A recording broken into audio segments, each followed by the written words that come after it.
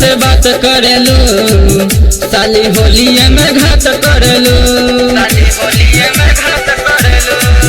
खाली फोन से बात करेलू, साली होलिये में घात करेलू। नहीं सटेलू पजरिया हो, बहे फागुन बयरिया हो, जनुई मुझसे चट करेलू, खाली होलिये में घात करेलू, खाली फोन से बात करेलू, खाली होलिये में घात करेलू।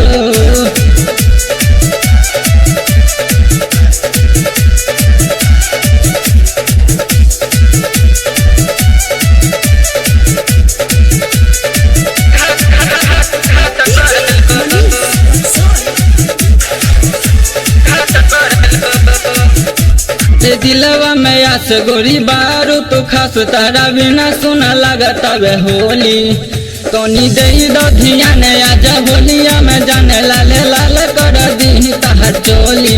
दिलवा में आस गोरी बारू तो खास तारा बिना सुना लगता वे होली, तोनी दे दो धियान आज होलिया में जाने लाल लाल कर दी तहर चोली।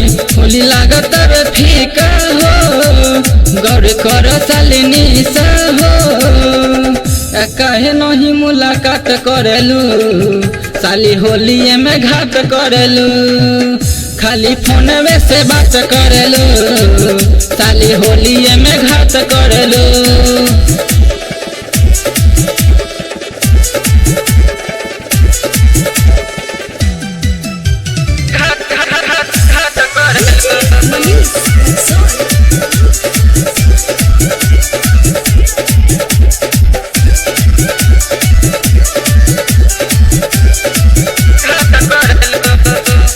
बाटे होई राधा प्यारे करी तो है ज्यादा, आवा गलिया में रंगवा लगा दी, होई तोहरे से शादी बात कहता नि साची, बोलो मोंगिया के रनिया सजा दी।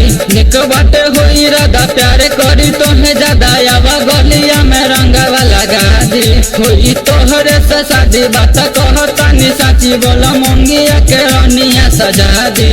तोगरे से बोलेलू, कहे हमारा से जलेलू, यादव के साथ घूमेलू, खाली होलिये में घात करेलू, खाली फोन से बात करेलू, खाली होलिये में घात करेलू।